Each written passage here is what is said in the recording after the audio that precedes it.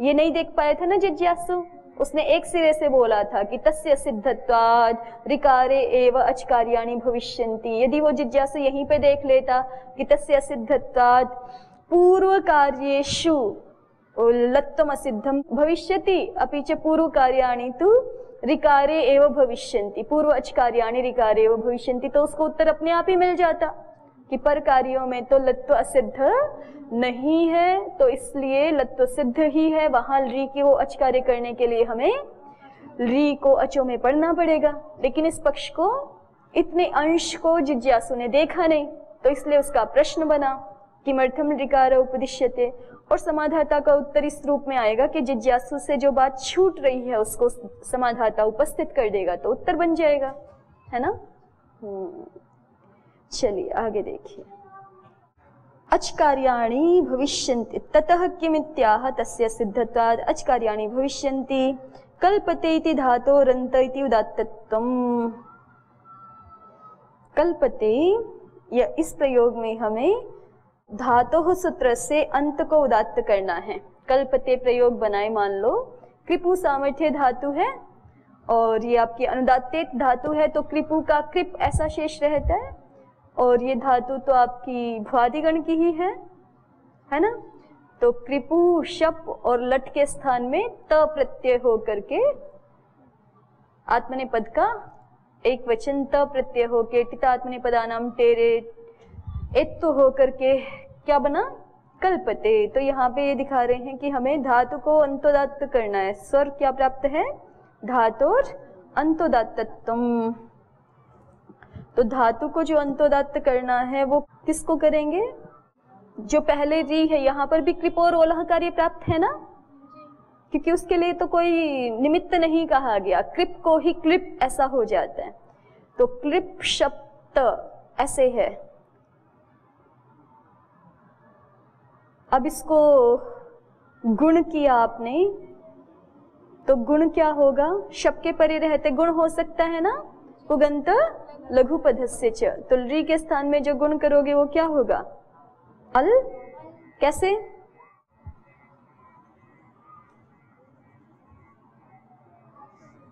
कृपु सामर्थ्य धातु है। अब ये उकार की तो संज्ञा हो जाती है किस सूत्र से, उपदेश जनुनासिक कृप रहा। कृपो रोलह सूत्र से इसको क्या हो गया, री में जो रेफ अंश है उसको लत्तु हो जाता है ना। री में जो रेफ अंश है उसको क्या हो जाता है, ल। तो फिर इसलिए री के स्थान में अंततः री ऐसा निष्पन्न हो जाता है। तो ये क्लिप ऐसा रूप रहा। अब हमें इससे तिबादी उत्पत्ति करनी है, लट का रूप बनाना है। तो पूरी तिबादी उत्पत्ति करके यहाँ पे हम लट के स्थान पे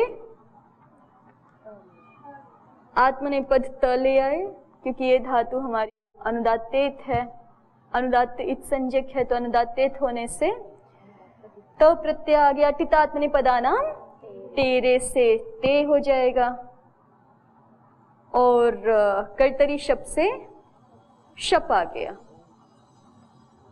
तो ये ऐसी स्थिति है। क्लिप शप्ते, शप का अशेष रहेगा। इस अ को निमित्त मान करके क्या हो जाएगा, पुगंत लघु पदस्य च। क्या कहता है बताइए तो, सार धातु कार धातु प्रत्यय के परे रहते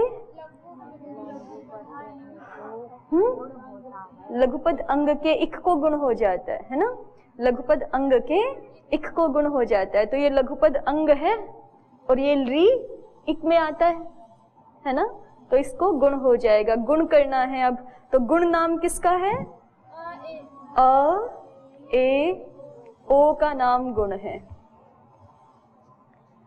और हमारे पास एक सूत्र है उरण रपरह, वो क्या कहता है, रिवर्ण के स्थान में यदि अण विधान कर रहे हो, रिवर्ण के स्थान में अण विधान कर रहे हो, अण कौन सा है उरण रपरह में, पूर्व वाले नकार से कि पर वाले नकार से, पूर्व वाले नकार से। तो माने अ ई उ ही अण में आते हैं। तो यहाँ देखें तो अण एक ही है ना, तो री के स्थान में यदि ये अण विधीयमान है तो ये क्या हो जाना चाहिए, रपर, ऐसा कहता है ना सूत्र। तो ये री के स्थान में विधीयमान होगा तो अर हो जाएगा, लेकिन यहाँ तो री के स्थान में विधीयमान है, तो री के स्थान में विधीयमान है तो अल कैसे होगा, फिर अर ही होगा। री और री की सवर्ण संज्ञा की हुई है, पता है आपको। चलो दो तरीके हैं वैसे, उरन रपरह में री का ग्रहण है और री की सवर्ण संज्ञा है, सवर्ण संज्ञा है तो री से किसका भी ग्रहण हो जाएगा, री का भी ग्रहण हो जाएगा। तो री और री के स्थान में जो विधीयमान अण है वो क्रमशः क्या हो जाते हैं, रपर और लपर हो जाते हैं, क्योंकि रपरह की भी एक व्याख्या ऐसी की जाती है, र परे है जिससे, इसमें ये र ये वाला माना जाता है, माने कि प्रत्याहार। रिवर्ण रिवर्णयोः सावर्ण्यं वक्तव्यम सवर्ण दीर्घ इत्याद्यर्थम। ऐसे है ना, पूरा पढ़ो, क्या है वाक्य, आगे कुछ नहीं, बस इतना ही, ठीक है। री और री की सवर्ण संज्ञा है तो उरन रपरह में जो री है उससे री भी गृहीत होगा, इधर देख रहे हैं ना। और रपरह में ये र है, ये र कौन सा र है, हयवरठ के र से लेकर के लण के अ तक। एक पक्ष ये है ना कि ल में जो अ है वो अनुनासिक है, ये आप लोगों ने पढ़ा कि नहीं, नहीं, हयवरठ सूत्र है और आगे क्या है, लण। तो ये जो ल में सब जगह तो अ उच्चारण के लिए है ऐसा मानते हैं, लेकिन ये जो ल में अ है इसको अनुनासिक मानते हैं और उसका प्रयोजन एक दूसरा भी बताते हैं। उच्चारण के लिए है सो तो है ही, लेकिन उसका एक अन्य भी प्रयोजन है, क्या है कि हम यहाँ से एक र से अ तक प्रत्याहार बना सके, र, जिसमें कौन कौन आ जाए, र और ल आ जाए, दोनों वर्ण आ जाए। तो दोनों वर्ण आने से कहाँ लाभ होगा हमें, तो यहाँ पे रपरह में, उरन रपरह में रपरह का ये, चूंकि र में दो वर्ण आ गए, र और ल, तो इस रपरह का अर्थ क्या है, रपर और लपर, दोनों हो गए ना अर्थ। र परे है जिससे और ल परे है जिससे, और उसका लाभ कहाँ होगा, जब हम री से सवर्ण री का भी ग्रहण कर रहे हैं तो अर्थ हो जाएगा कि री के स्थान में विधीयमान अण रपर होता है और री के स्थान में विधीयमान अण लपर हो जाता है, ठीक है। तो इसलिए ये री के स्थान में जब हम गुण करने जाएंगे तो क्या हो जाएगा, अल हो जाएगा, ठीक, क्या हो जाएगा, अल हो जाएगा। और नहीं तो यहाँ तो दूसरा तरीका भी है, ये तो तब है कि हमने कृपोरोल पहले कर लिया, तब आप ये प्रक्रिया कर सकते हो जो अभी की, और नहीं तो आप सीधे सीधे ये कर सकते हो, कृप है और आपने पहले ही विचार कर लिया कि यहाँ तो आगे शप आएगा, शप आएगा तो गुण होगा, तो गुण आपने री के स्थान पे पहले ही गुण कर लिया, वैसे भी सपाद सप्ताध्यायी का कार्य तो कर सकते हो, कोई दिक्कत नहीं है, ठीक है। तो कर लिया तो री के स्थान में अर हो गया, उस अर में जो रेफ है उसको कृपोरोलह क्या कर देगा, लत्तु कर देगा, तो तब तो कोई समस्या ही नहीं है, हो जाएगा ना। कृप को आपने कृप पहले ही बना लिया, अब जो है वो कृपोरोलह से रेफ के स्थान में लत्तु हो जाएगा, तो क्या बन जाएगा, कल्पते, ऐसा बन जाएगा। ये भी एक तरीका है। और यदि आपने नहीं देखा है, ये नहीं विचार किया कि शप निमित्त के कारण से जो है वो शप निमित्त के कारण से गुण होगा, पहले ही आपने कृपोरोलह कर लिया, तो इस तरह से कर सकते हैं, री के स्थान में गुण होगा तो अल हो जाएगा। और या फिर एक दूसरा तरीका, ये तो तब है कि आपने पूर्वोत्तरा सिद्धम को नहीं देखा, यदि यहाँ आप पूर्वोत्तरा सिद्धम को देखें, क्योंकि पुगंत लघुपद से तो 7-3 का कार्य है ना, तो 7-3 का कार्य होने से कृपोरोलह कर भी लिया है तो भी असिद्ध होकर के री ही दिख सकता है, और री को पहले आप गुण करेंगे फिर कृपोरोलह की प्राप्ति कराएंगे, ठीक है। तो 3 तरीके हो गए, एक है सीधे सीधे आप री को ही गुण करें और बाद में कृपोरोलह करें। पहले ही देख लें बुद्धि में कि शप आने वाला है और शप के कारण से गुण होगा, तो री को पहले ही गुण करें और फिर बाद में कृपोरोलह करें। सीधा सीधा तरीका। दूसरा तरीका क्या है कि आपने कृप को आगे ये विचार नहीं किया कि आगे शप आएगा, गुण होगा आगे। जैसे ही कृप है तो कृपोरोलह भी प्राप्त है, क्योंकि वो कुछ कहता ही नहीं है, बस इतना ही कहता है कि कृप के रेफ को लत्तु हो जाए। तो जैसे ही कृप आया तो आपने आगे क्या निमित्त आ रहा है आदि इसका विचार नहीं किया पहले, तो कृप को ही क्लिप कर लिया आपने, लत्तु पहले ही कर लिया। और फिर बाद में जब शप आया तो फिर शप के कारण से जो कार्य प्राप्त हुआ पुगंत लघुपदस्य च, आपने ये विचार किया कि ये कार्य कैसा है, सपाद सप्ताध्यायी का कार्य है, इसमें तो री असिद्ध हो जाएगा, तो उसको असिद्ध मान के फिर से री के स्थान पे ही गुण करके कार्य दिखाया। ये एक तरीका है। और ये एक तरीका है कि आप री को गुण कर सकते हैं अल। ठीक, चलिए तो इसमें कार्य क्या था ये देख रहे हैं हम। पद्मंजरी कार्य दिखा रहे हैं। कल्पते इति धातोरंत इति उदात्तत्वम। यहाँ पे हमें धातोः सूत्र से, धातुः सूत्र है ना सर प्रकरण में, उस सूत्र से क्या होता है, धातु अंतोदात्त है, ये बताया जाता है। तो धातु का अंतोदात्त करना है। धातु का अंतोदात्त क्यों करना है? देखो शब्द तो पित है तो वो तो अनुदात्त है ना, लेकिन त तो उदात्त हो सकता है और त बाद में भी आता है। तो यदि इस दृष्टि से देखें तो अनुदात्तम पदम एक वर्जम की दृष्टि से धातु तो अनुदात्त होनी चाहिए, त का स्वर रहना चाहिए यहाँ पे। लेकिन त का स्वर क्यों नहीं दिखा रहे? क्योंकि आपका ये सूत्र है तास्यनुदात्तेत गित अदुपदेशाद ल सार्वधातुकम अनुदात्तम अहन्मिंगो हो। ये सूत्र है ना, तास में जो अनुदात्तेत है धातु, ठीक है, तास प्रत्यय में, तास प्रत्यय के विषय में तासी अनुदात्तेत गित उपदेशाद अदुपदेशाद। ये शब्द जो है वो अदुपदेश भी है ही और धातु हमारी अनुदात्तेत है और उससे परे ल सार्वधातुक है, तो ये भी क्या हो रहा है, अनुदात्त ही हो रहा है। तो दोनों अनुदात्त हो गए, शप भी अनुदात्त हो गया और ते भी अनुदात्त हो गया। तो जब शप और ते दोनों अनुदात्त हो गए तो अब यहाँ धातु का ही स्वर सुनाई पड़ेगा, तो इसलिए धातु को अनुदात्तम पदम एक वर्जम नहीं होगा, धातु का ही अपना स्वर रहेगा। और धातु का स्वर क्या होना है, तो कहा धातु हो, इससे अंतोदात्तत्व होना है। तो धातु का जो अंतोदात्तत्व करेंगे हम वो किसको होगा, कल्पते, ये रूप है ना, तो किसको होगा, धातु में तो एक ही अच है ना, तो इसी को उदात्त होगा, बाकी सब अनुदात्त। फिर उदात्ताद अनुदात्तस्य स्वरितः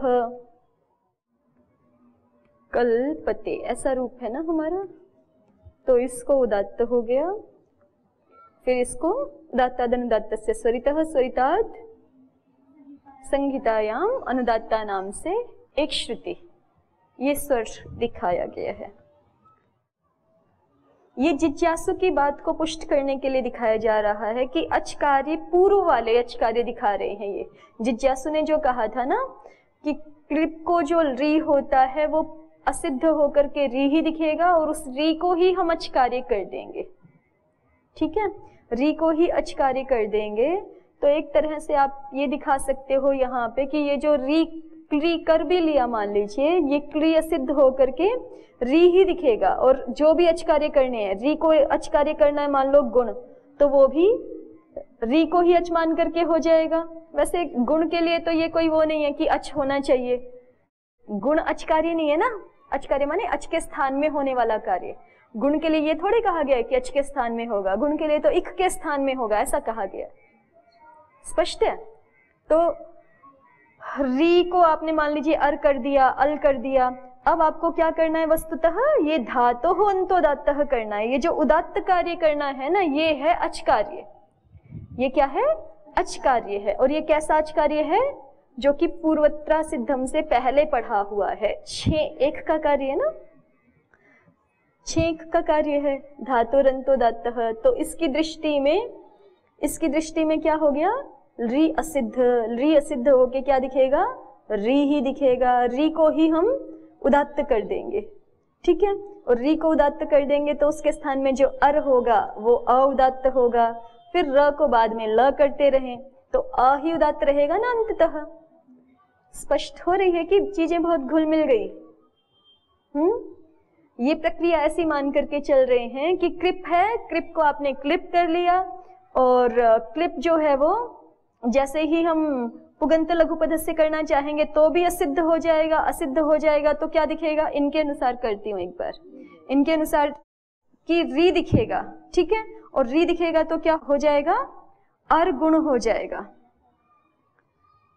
ठीक, अर गुण हो जाएगा ऐसे कह रहे हैं। और अर गुण हो जाएगा, बाद में इस र को हम लत्तु कर लेंगे। और जैसे ही क्री ये, हाँ, इससे पहले ही आप यहाँ पे ही मतलब इस स्थिति में देखिए, क्लिप शब्दे इस स्थिति में जब पहुंच चुके हैं तो एक तो इनको गुण करना है और एक इनको उदात्त भी करना है। ये दिख रहा है इनको कि ये तो अनुदात्त हो ही गया पित्त होने से, और ये भी तस्य अनुदात्तित के कारण से अनुदात्त है, तो हमें इसको उदात्त भी करना है, धातु रंतोदात्तः। तो ये जो उदात्त करना है ये कहाँ दिखेगा, री के स्थान में करो, पर री असिद्ध होकर के री दिख जाएगा, तो इसलिए री को ही क्या कर देंगे, उदात्त कर देंगे। क्या कह रहे हैं, री को ही उदात्त कर देंगे। और उस री को जब गुण होगा अर तो फिर ये अ ही उदात्त मिल जाएगा, ऐसा ये कह रहे हैं कि हमें जो अच कार्य करना है उदात्त, वो कहाँ हो जाएगा, री असिद्ध होकर के री में ही हो जाएगा। पूर्व अच कार्य के उदाहरण दिखा रहे हैं ये, कहाँ से पूर्व, लत्तु विधान से पूर्व। जिज्ञासु ने दिखाए नहीं थे ना, बस इतना कहा था कि तस्या सिद्धत्वाद ऋकारे एव अच कार्याणि भविष्यन्ति।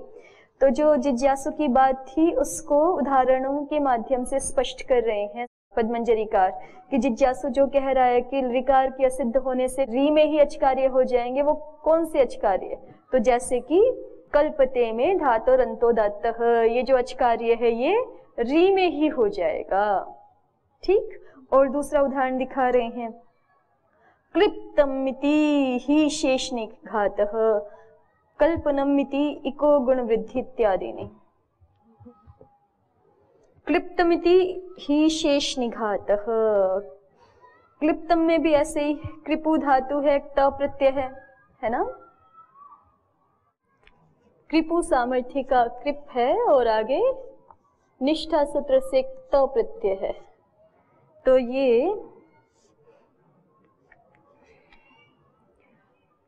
हमने कृपो रोलह कर लिया पूर्ववत, तो ये क्लिप रहा और ये त रहा, तो क्लिप्त प्रयोग है, आगे सु आकर के अम हो ही जाएगा।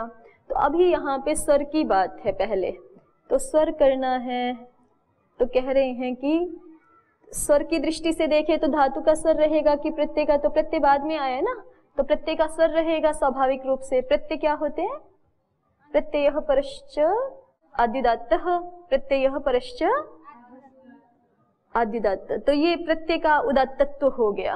और प्रत्यय का उदात्तत्व हो गया तो अब हमें इसको क्या करना है, शेष निघात अनुदात्तम पदम एक वर्जम करना है। तो अनुदात्तम पदम एक वर्जम करना है माने री को अनुदात्त करना है। अब री को अनुदात्त कब हो सकता है, जब ये अच हो, ठीक है, ऐसा दिखाएंगे। लेकिन जिज्ञासु कहता है कि नहीं, ये तो जो री को उदात्त करना है आपको किस सूत्र से करना है, अनुदात्तम पदम एक वर्जम से। ये कहाँ का कार्य है, अनुदात्तम पदम एक वर्जम 6-1 का कार्य है। तो ये जो आपने कृपोरोलह 8-2 का कार्य किया है वो असिद्ध होके क्या दिख जाएगा, यही दिख जाएगा। तो री में ही अच कार्य हो जाएगा। जो आप यहाँ पे अनुदात्त करना चाहते हो वो री, इसको री मान करके ही हो जाएगा, है ना। तो ये अनुदात्त हो गया, बिना री को अचों में पढ़े भी अनुदात्त हो गया, क्योंकि ये री असिद्ध होके हमें री दिखा, उसी को मान करके अनुदात्त कार्य हो गया। तो ये क्लिप्त शेष निघात हो गया। ये पूर्व अच कार्य का उदाहरण दिखा दिया, ठीक है ना। पहले इतनी मूल बात आपको समझ में आई कि ये पद्मंजरीकार कर क्या रहे हैं, अभी ये पता चल रहा है। 3 उदाहरण दिखा रहे हैं, कल्पते, क्लिप्तम और कल्पनम। ये किसके उदाहरण है, ये जिज्ञासु की बात है। जिज्ञासु जो कह रहा था ना, तस्य सिद्धत्वाद ऋकारे एव अच कार्याणि भविष्यन्ति, वो वहां पे अपना उदाहरण दिखा सकता है, या कोई उससे पूछ ले कि आप कौन से अचकार्यों की बात कर रहे हैं, कि कौन से अचकार्य ऋकार में ही हो जाएंगे, तो उसकी इस बात का उत्तर है। तो मतलब कोई समाधाता यदि उससे प्रश्न कर ले तो जिज्ञासु उसका क्या उत्तर देगा कि जैसे कल्पते, क्लिप्तम, कल्पनम, यहाँ पे जो अचकार्य हैं वो ऋकार में ही हो जाएंगे, क्योंकि ये अचकार्य कैसे हैं, लत्तु विधान से पूर्व वाले अचकार्य हैं। इनकी दृष्टि में लत्तु जो विधान किया था हमने कृपोरोलह सूत्र से वो सिद्ध हो जाएगा और अचकार्य री में ही हो जाएंगे। तो यहाँ पे तो बस इतनी ही बात हुई है। कृप धातु से क्त प्रत्यय आया, क्त का त शेष है, कृपोरोलह से हमने री को री कर लिया। अब हम स्वर करना चाहते हैं तो सीधे सीधे देखें तो धातु का स्वर है उदात्त और त प्रत्यय का स्वर भी है आदिदात्त से उदात्त। तो जब सामान्य रूप से ऐसी स्थिति बनती है तो आचार्य का जो है वो, क्योंकि सामान्य रूप से किसी भी पद में दो उदात्त या दो स्वरित होते नहीं हैं, सती शिष्ट स्वर का बलियस्त होता है, माने जो स्वर बाद में आया है उसी की बलवत्ता हो जाती। तो उसके कारण से यहाँ पे धातु का उदात्त तत्व ना होकर के प्रत्यय का उदात्त तत्व ही शेष रहेगा। जब प्रत्यय का उदात्त तत्व रह गया तो फिर अन्य पूरे पद में क्या होना है, अनुदात्त तत्व होना है। कौन से सूत्र से, अनुदात्तम पदम एक वर्जम। तो जैसे ही अनुदात्तम पदम एक वर्जम लगाने जाएंगे तो इसका मतलब हमें री को भी क्या करना है, इस अ के अतिरिक्त एक ही तो दिख रहा है यहाँ पे री, तो उसको भी हमें क्या करना है, अनुदात्त करना है। ठीक है, तो कोई कहे कि देखो यहाँ री मिल रहा है ना क्लिप में और इसको अनुदात्त करना है, इसके लिए री का अचो में उपदेश करो, तो जिज्ञासु कहेगा कि नहीं नहीं, इसके लिए तो अचो में उपदेश करने की आवश्यकता नहीं है, क्योंकि जब हमें ये अनुदात्त करना है और वो अचों के स्थान में करना है तो वो जो हम अनुदात्त कर रहे हैं वो तो 6-1 का कार्य है, अनुदात्तम पदम एक वर्जम। तो उस कार्य की दृष्टि में जो पहले किया हुआ कार्य है हमारा, ये री के स्थान में री, ये कृपोरोलह 8-2 का कार्य, वो पूर्वत्र सिद्धम सूत्र की सहायता से क्या हो जाएगा, असिद्ध हो जाएगा। अनुदात्तम पदम एक वर्जम, इस सूत्र कार्य की दृष्टि में कृपोरोलह ये कार्य असिद्ध हो जाएगा और हमें री ही दिखेगा। तो री को ही अच मान करके हम क्या कर देंगे, अनुदात्त कर देंगे। ये किसने कहा, जिज्ञासु ने। तो यहाँ के लिए हमें री को अचों में पढ़ने की आवश्यकता नहीं है। ठीक है, तो ये क्लिप्त बन गया। फिर आगे सु आकर के इसके स्थान में क्या हो जाएगा, नपुंसक लिंग में बना रहे हैं तो क्या हो जाएगा सु के स्थान में, कौन से सूत्र से, सु का लुप पाता है पहले तो, है ना, समोर नपुंसकात, लेकिन उसका अपवाद सूत्र क्या है, अतोम, अदंत अंग से उत्तर सु और अम को क्या हो जाया करता है, अम, और फिर इसको अमी पूर्व होकर के क्या बन गया, क्लिप्तम। तो ये आपका उदात्त था, ये अनुदात्त था। वैसे हमारा कार्य तो मूल यहीं तक पूरा हो गया इसका स्वर दिखाने में, लेकिन आगे शब्द सिद्धि कर सकते हो। ये उदात्त है, ये अनुदात्त किससे होगा, अनुदात्त सुप्पित। ठीक है, और उदात्त और अनुदात्त का एक आदेश क्या होता है, कैसे, उदात्ताद अनुदात्तस्य स्वरितः, उदात्त से उत्तर अनुदात्त को स्वरित हो जाता है, ये एक अलग बात है। लेकिन उदात्त और अनुदात्त का यदि एक आदेश करना हो तो एकादेश उदात्तेन उदात्तः, उदात्त का अनुदात्त के साथ जो एकादेश है वो क्या होता है, उदात्त ही होता है। तो इसलिए अंततः ये जो त का अ है ये उदात्त ही रहेगा और ये आपका अनुदात्त हो गया, ये स्वर है। ठीक, आगे देखिए, कल्पनम इति इको गुण वृद्धि इत्यादीनि। एक और उदाहरण दिखा रहे हैं, कल्पनम। कल्पनम में कृप धातु है वही, और आगे आप लिट प्रत्यय ले आइए, मान लीजिए भाव में ही ले आए, भावे च सूत्र से नपुंसके भावेक्तः लिट च सूत्र है ना, लिट च सूत्र से लिट प्रत्यय ले आए, भाव अर्थ में नपुंसक लिंग में रहेगा। तो ये यू है, यू और अनाकौ से अना हो गया, और यही यहाँ पे कृपोरोलह कर लिया था, मान लीजिए आपने पहले क्या था, कृपोरोलह पहले कर लिया था। ठीक, अब हमें कृपोरोलह करने के बाद ध्यान आया कि यहाँ अन प्रत्यय को निमित्त बना करके हमें क्या भी करना है, गुण भी करना है, गुण भी करना है। और वो गुण किसके स्थान में होगा? इक के स्थान में। यहाँ सीधे सीधे अचकार्य नहीं है ये, लेकिन इक में होना चाहिए, इसका मतलब अच में पढ़ा हुआ होना चाहिए री को, माने जहाँ यथास्थान रील रिक में री को पढ़ा है वहां रखना चाहिए, तभी तो इक में भी आएगा। ठीक है, जैसे अच कार्यों के लिए आवश्यकता है, वैसे इक कार्य भी तो तभी हो सकेगा जब री जो है वो कहाँ पढ़ा होगा? रील रिक सूत्र में पढ़ा होगा। तो वही प्रयोजन दिखा रहे हैं कि कृपोरोलह पहले कर लिया, फिर ल्युट प्रत्यय लेके आए, ल्युट के स्थान में अन हो गया। अब अन को निमित्त बना करके क्या करना चाहते हैं? उगंत लघु पदस्य च करना चाहते हैं। और वो सूत्र तो कहता है कि सार्वधातुक आर्धातुक प्रत्यय के परि रहते लघु पद अंग के इक के स्थान में गुण हो जाए। तो ये लघु पद अंग भी, इसको लघु पद भी हम तभी कह सकेंगे जब ये वहां पढ़ा हो, अक्षर समाम्नाय में पढ़ा हो, तभी इसको लघु कह पाएंगे, तभी ये लघु उपधा में ऐसा बन पाएगा, है ना। तो लघु पद भी तभी हो पाएगा जब पढ़ा होगा री, और इक के रूप में भी हम तभी देख पाएंगे जब रील रिक में री पढ़ा है। तो ऐसा प्रयोजन यदि दिखाए कोई समाधाता जिज्ञासु को, तो जिज्ञासु कहेगा कि नहीं नहीं, ये जो री है ये तो उगंत लघु पदस्य की दृष्टि में असिद्ध होकर के री ही दिख जाएगा, और री के कारण से ही इसको कृप को हम लघु पद भी कह देंगे, और उस लघु पद के इक के स्थान में गुण भी हो जाएगा, है ना।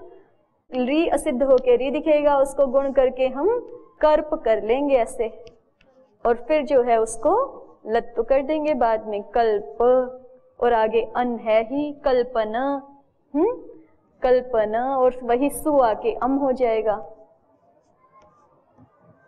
तो कल्पनम प्रयोग बन जाएगा।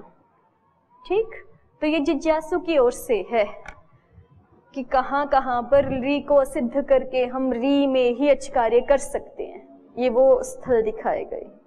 अस्तु एतावत्।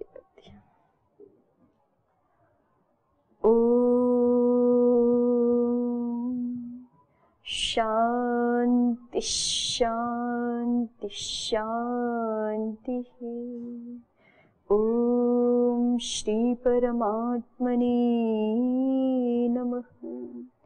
ओम श्री गुरुभ्यो नमः। ओम सर्वेभ्यो नमः। ओम